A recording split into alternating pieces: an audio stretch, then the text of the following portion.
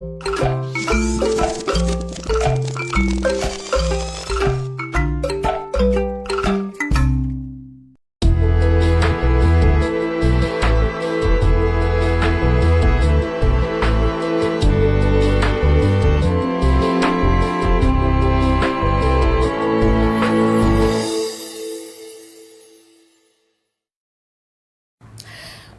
chers téléspectateurs, téléspectatrices de la télévision des nouvelles idées. Alors c'est un plaisir renouvelé pour moi de vous retrouver en tout cas pour ce nouveau numéro de votre émission dénommée Ma nourriture à ma santé. Nous sommes dans le mois d'août et le thème du mois d'août est le suivant: boissons vendues sur le marché, les normes de sucre sont-elles respectées et pourquoi est-ce important? Et pour en parler justement, nous avons l'honneur de recevoir sur ce plateau Prosper S. Lessamba, interne des hôpitaux. Alors, bonsoir et bienvenue sur ce plateau.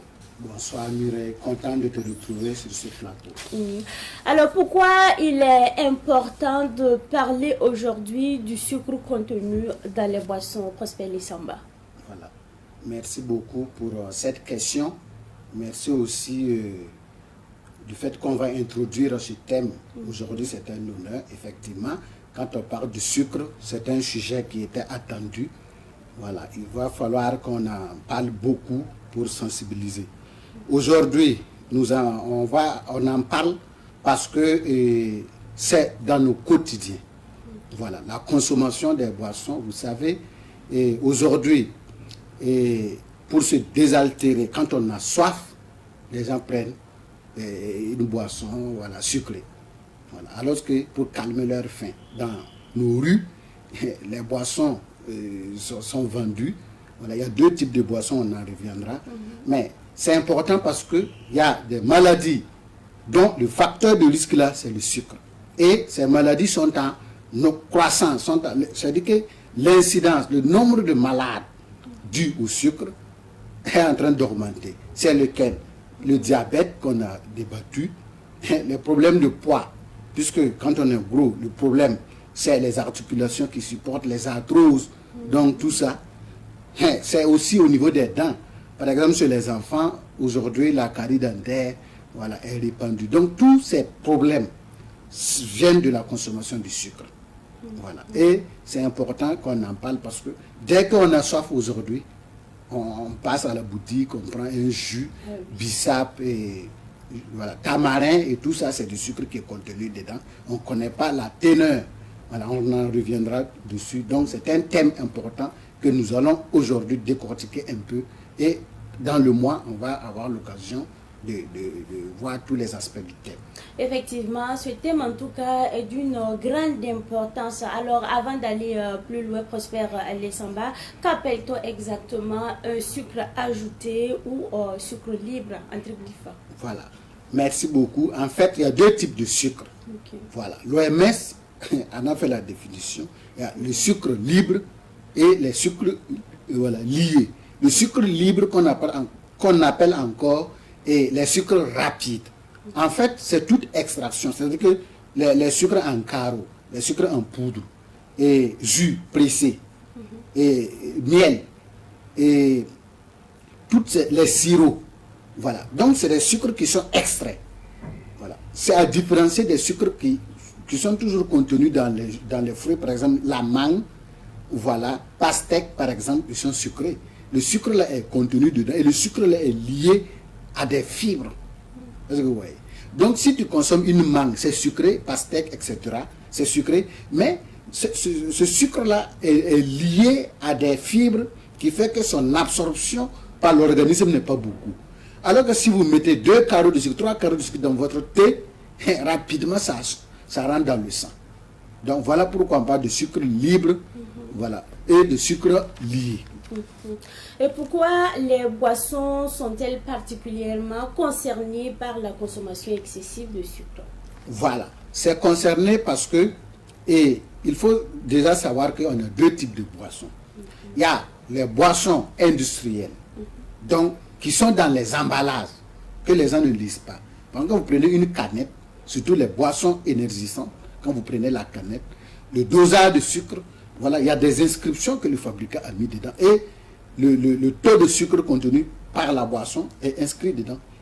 Si tu connais la norme à ne pas dépasser dans la journée et que tu prends, tu regardes les étiquettes, voilà. Mais le problème est que ce qui est plus consommé, ce n'est pas les boissons avec des canettes. Aujourd'hui, quand on part, par exemple, dans des cérémonies de mariage, voilà, les gens vont se dire quoi? Je veux jus naturel. C'est le terme aujourd'hui, mais c'est une grosse erreur que je veux jus naturel. Donc c'est bissap, gingembre, voilà, zomkoum. Que quand le nombre de sucre qui a été mis dedans, on ne connaît pas la quantité. Et c'est mis à quoi? Selon le goût du fabricant. Donc on met beaucoup de sucre, etc.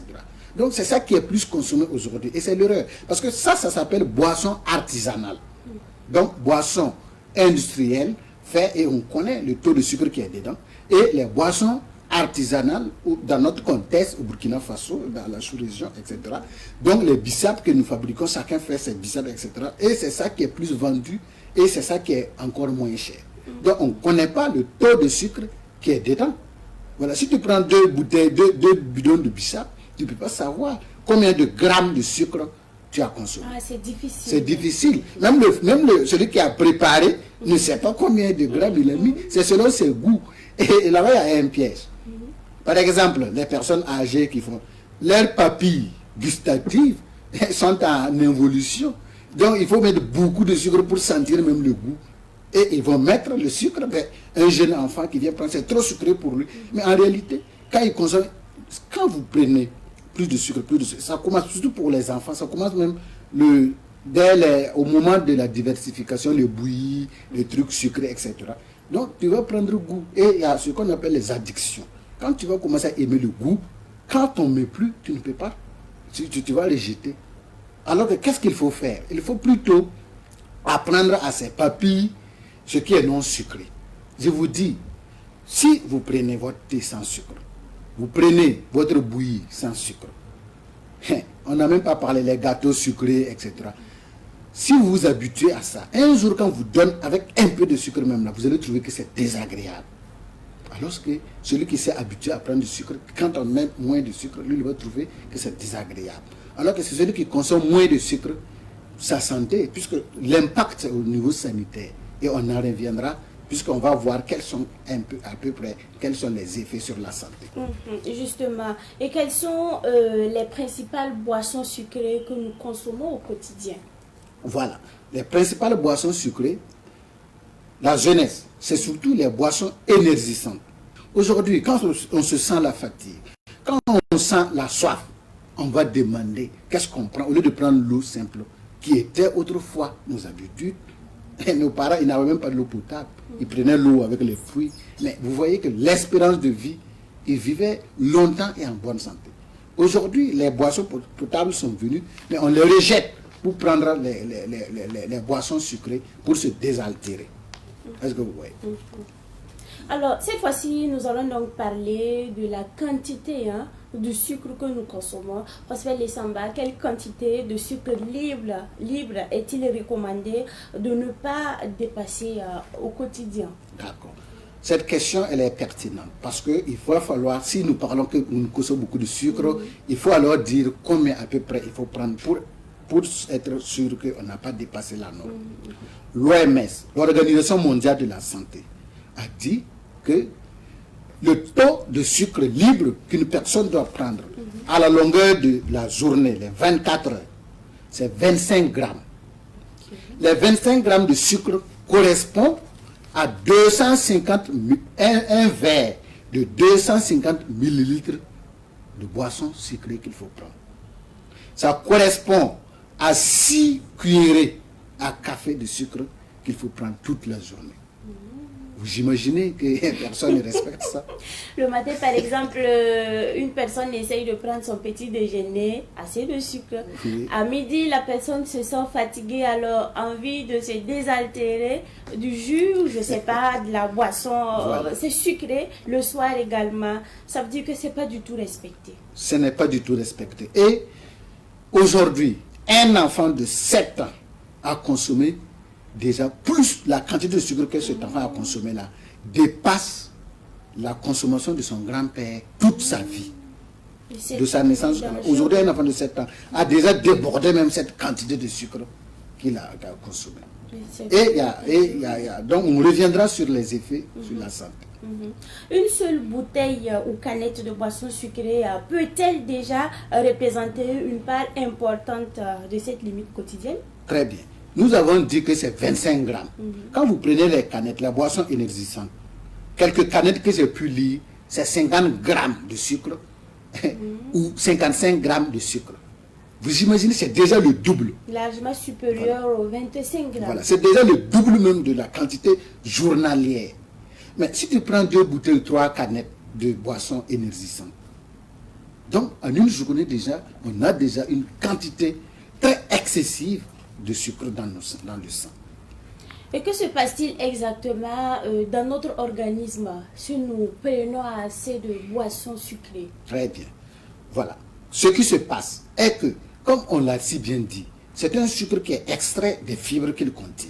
Que ce soit les jus pressés, que ce soit sucre en poudre, en carreau, sucre blanc, etc., couleur marron, etc., ça passe très rapidement dans le sang.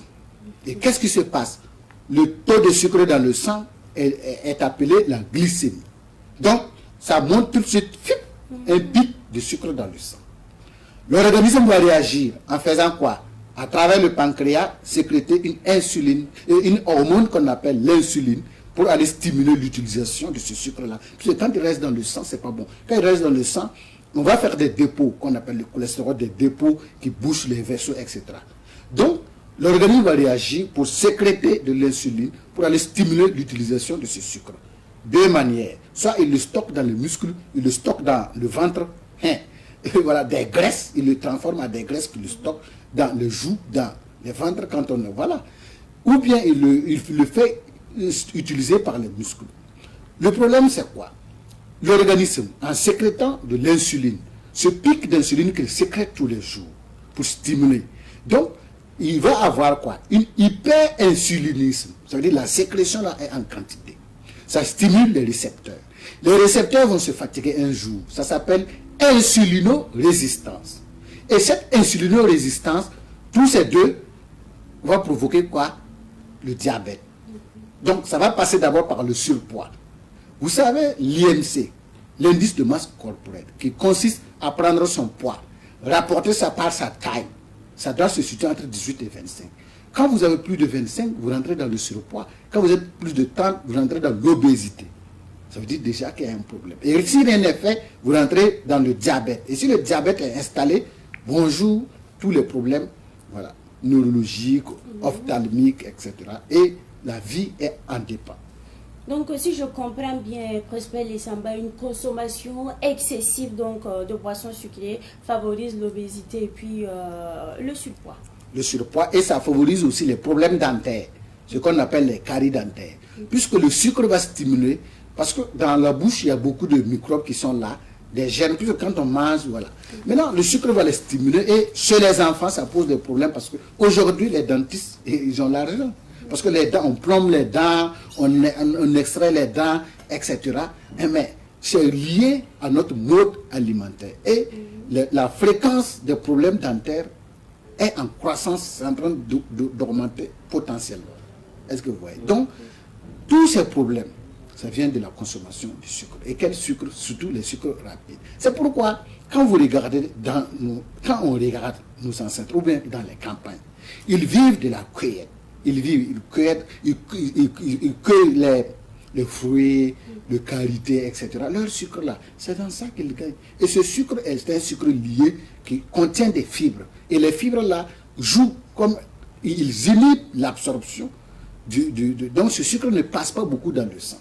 Okay. Est-ce que vous voyez? Okay. Alors cette fois-ci, nous allons parler du diabète de type 2.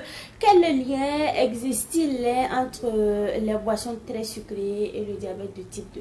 Voilà. Donc, effectivement, le diabète de type 2, on va faire un petit rappel puisque le diabète de type 1, si on parle de type 2... Oui, effectivement, on commence d'abord par le diabète de type 1 alors. Voilà.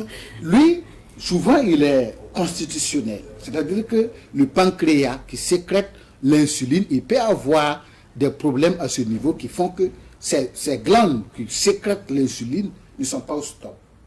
Diabète de type 1. Et ça commence dès l'enfance. Le diabète de type 2 survient toujours chez quelqu'un qui a des facteurs de risque, son poids n'est pas là, il a une obésité. En tout cas, c'est pour dire quoi?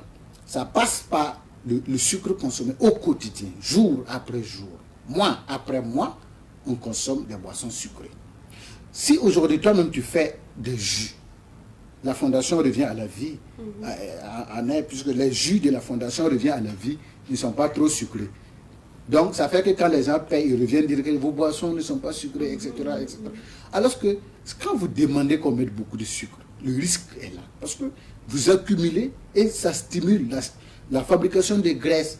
Ça va fatiguer le pancréas, donc les récepteurs de l'insuline. Tout ce mécanisme concourt à l'installation du diabète de type 2. Alors nous sommes là justement pour attirer l'attention de la population, sensibiliser la population, parce que ça ne sert pas le fait de consommer assez de sucre et parfumé. On se retrouve à l'hôpital. C'est malheureux. On se retrouve dans un lit d'hôpital maintenant, et tout ce qu'on a consommé, les vendeurs et tous, ils ne seront pas là. C'est nous. Donc, il faut que chacun y pense. De savoir, à travers cette émission, qu'il y a une quantité de sucre à ne pas dépasser. 6 cuillerées, si on ne peut pas quand même mesurer les 25 grammes, si c'est difficile, il faut se rappeler au moins que tu ne dois pas dépasser au moins 6 cuillerées de sucre par jour. En le mettant dans ton thé, en le mettant dans ton café, en le mettant dans le bouillie ou toute autre boisson, et de savoir que quand on a soif, il ne faut pas courir pour chercher de la boisson sucrée. Et de savoir que quand on part dans les cérémonies, c'est une erreur de dire que je veux une... Aujourd'hui, c'est le terme que s'il y a quelque chose de naturel, s'il y a quelque chose de naturel, donc bissap, etc. Donc 2 bouteilles, 3 bouteilles, souvent même c'est le gros bouteille de eau lafie, bien sûr, bien rempli. Une personne termine le bidon facilement. On dit c'est délicieux. C'est délicieux. Donc vraiment c'est pour attirer l'attention, parce que toutes ces sensibilisations, c'est pour le bien-être de la population. C'est intéressant de vivre très longtemps. C'est intéressant de vivre très longtemps et en bonne santé. Ouais. Parce que le problème de rendez-vous, ce n'est pas aujourd'hui. C'est quand on rentre dans la cinquantaine que tous les problèmes commencent. Et en ce moment, vous savez, quand on travaille, la retraite, c'est dans les soixantaines. Donc quand on est à la retraite, le salaire va baisser. Donc, en ce moment, c'est la pension. Et il y a beaucoup de maladies à prendre, qui sont chroniques. On va le suivi du diabète, le suivi de la rétinopathie diabétique, le suivi partout, ainsi le suivi rénal, etc. Donc, mieux vaut y penser maintenant, pendant qu'il est temps. Mieux vaut tard que jamais. Alors, nous allons à présent passer au micro-trottoir. Nous avons donc tendu notre micro dans la ville de Ouagadougou et on revient. Pour les différentes boissons que je consomme, je pense que je fais attention. Voilà, je consomme généralement des boissons pas trop sucrées. Voilà. Bon, pour ceux qui consomment assez de sucre, c'est vraiment de faire attention à sa santé et surtout de voir les antécédents au niveau de la famille. Si dans la famille, bon, vous avez quelqu'un qui a des problèmes de ce genre-là, à vous de faire très attention, même si vous n'avez pas dans la famille. Voilà, tout un chacun doit faire attention à la consommation de sucre. Et faire régulièrement de sport aussi, c'est assez important. À part SN Sucre, le reste là, c'est pas qualité. Parce que quand tu mets un peu seulement, ça dépasse même. C'est beaucoup, on met trop. C'est trop sucré, c'est pas bon. On dit aux gens de consommer moins le sucre. Ça fatigue l'organisme. Oui, ça fatigue l'organisme, ça donne le diabète surtout. Donc, la consommation du sucre est vraiment... Du sucre de façon, comme on appelle là, de façon exagérée est vraiment déconseillé. Bon, le sucre utilisé au Burkina, en tout cas, n'est pas de qualité. Puisque actuellement, on a 2 types de sucre là. Il y a un sucre qui est de couleur blanc et l'autre aussi qui est de couleur... le sucre naturel. Maintenant, ce qui concerne le sucre blanc là, bon, sa consommation là, ça provoque beaucoup de maladies comme le diabète. Mais le sucre qui est le sucre naturel là, lui, sa consommation là, c'est bon pour la santé, quoi. En tout cas, c'est exagéré. Parce que nous-mêmes, on aime le sucre. Donc, s'il n'y a pas de sucre, là, ça ne sort pas. Voilà pourquoi les dames là mettent beaucoup de sucre. En tout cas, ça amène beaucoup de maladies même. Comme il y a diabète. En tout cas, même les trucs comme on appelle l'hypertension et tout, là, s'il y a beaucoup de sucre dans les boissons, c'est pas bon. Surtout le sucre blanc, là, je crois pas du tout que c'est la qualité. C'est même pas bon du tout pour la santé. Faut pas dire de ne plus consommer le sucre. On a qu'à diminuer. Et au fur et à mesure, on peut stopper même d'utiliser le sucre. Alors, Prosper Lessamba, nous sommes de retour sur ce plateau. Après ce micro-trottoir, Prosper Lessamba, on parlait tantôt des boissons. Alors, ces boissons peuvent-elles également augmenter le risque donc de maladies cardiovasculaires et de stéatose hépatique? Voilà. Bien sûr, la réponse est affirmative. Okay. De savoir que, comme le mécanisme que nous avons vu, c'est une bioaccumulation du sucre. Donc, l'organisme réagit en le transformant en graisse, etc. Donc, le dépôt de cette graisse-là, vous avez cité au niveau abdominal, mais ça va aller au niveau du foie et aujourd'hui être responsable donc de la stéatose hépatique. Quand le foie est gras, il faut savoir que le foie, c'est comme un tamis qui doit filtrer tout ce qui n'est pas les déchets de l'organisme et l'éliminer de l'organisme.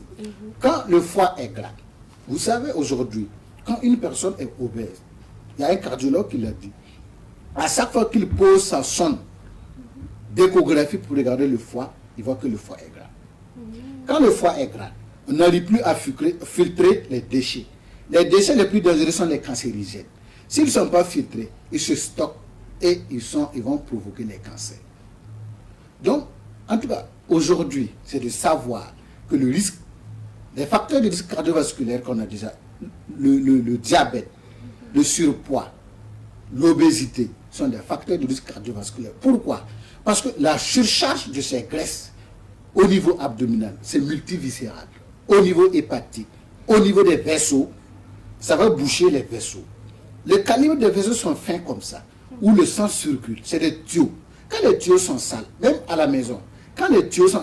Combien de fois on appelle le plombier de venir voir parce que là où on lave les plats, là, c'est bouché.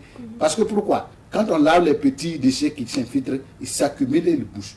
Quand les vaisseaux sont bouchés, le cœur doit pomper beaucoup maintenant pour que le sang puisse passer parce que la voie est serrée. Quand la voie est serrée, hypertension artérielle. Donc, l'hypertension artérielle, tous ces facteurs vont concourir à l'installation de toutes les maladies vasculaires que nous avons, notamment les accidents vasculaires cérébraux, puisque les vaisseaux sont partout. Au niveau du rein, va aller boucher, aggraver l'hypertension artérielle. Au niveau du foie, stéatose hépatique. Donc, dans beaucoup d'organes, ils sont atteints et le problème est multiviscéral. Il y a tellement de choses à dire. Aujourd'hui, c'est l'émission introductive. Nous allons donc prodiguer des conseils à l'endroit de nos téléspectateurs. D'accord. Donc, déjà, c'est très bien, on en a parlé. Les conseils vont se résumer quoi? Que chacun prenne le réflexe de lire les boissons au moins industrielles. Si vous prenez une boisson, regardez le taux de sucre. S'il y a beaucoup de sucre, je ne suis pas obligé de le terminer. Je prends juste la moitié, je donne ça à quelqu'un, donc il faut être généreux. Okay. Voilà. Est-ce qu'il y a la possibilité aussi de diluer ou diluer aussi à ses conséquences? Ça, justement, c'est le risque. Okay. Il faut pas. En fait, c'est l'erreur plutôt. Vous savez, la concentration. Quand vous diluez, c'est le goût qui change. Mais la quantité de sucre ne varie pas. C'est ça. La quantité là ne va pas varier. Okay. Vous avez juste ajouté, vous diluez, c'est le goût qui va varier. La quantité en matière de grammes là ne va pas varier. Mais le volume va augmenter et le goût va diminuer. Mais la quantité que vous avez pris est là. Ça ne va pas changer. Donc ce qu'il faut faire seulement, c'est de regarder le gramme de sucre qui s'y trouve. Vous n'êtes pas obligé de terminer, il faut passer à quelqu'un d'autre. Ça, c'est le conseil pour les boissons industrielles. Qu'est-ce qu'il faut faire avec les boissons artisanales, les bissap, les omko? Il faut demander moins sucré. aider les vendeurs à nous aider. Si je vends, vous dites que c'est pas sucré, vous ne payez pas. Je vais augmenter le sucre, oui ou non. Donc, mais si vous me demandez vraiment, pour la santé, demandez moins sucré. Et lisons donc les étiquettes qui s'y trouvent et de savoir que le sucre est un accélérateur de vieillissement. Ça donne des rides et ça fait qu'on n'est pas beau du tout. Il faut y penser. Alors, Prosper Lessamba, et si vous deviez laisser un seul message à nos téléspectateurs entre boire pour se désaltérer et boire pour le plaisir donc du sucre, alors qu'est-ce que vous allez dire? Ce que je vais dire, c'est vraiment, si c'est pour se désaltérer, il faut vraiment prendre de l'eau minérale. Vous buvez et il n'y a pas de problème. De savoir que le sucre n'est pas important. Parce que pourquoi? Ça n'apporte même pas de nutriments, ça n'apporte pas de minéraux, ça n'apporte rien. Ça rentre seulement. C'est vrai que c'est le cerveau qui en consomme, mais si on mange le taux, il y a du sucre dedans. L'iam, il y a du sucre dedans. Les farines. Donc, il faut vraiment modérer. Le mot-clé, c'est de modérer et d'y penser à sa santé. D'accord. On espère en tout cas que le message est très bien passé. Alors, téléspectateurs, téléspectatrices de la télévision des nouvelles idées, c'est tout pour aujourd'hui. Je rappelle que nous recevions sur ce plateau Prosper Lessamba, interne des hôpitaux. Merci à vous d'être passé sur ce plateau. On se retrouve très prochainement pour un nouveau numéro de votre émission Ma nourriture à ma santé. On se dit bye bye et à très bientôt.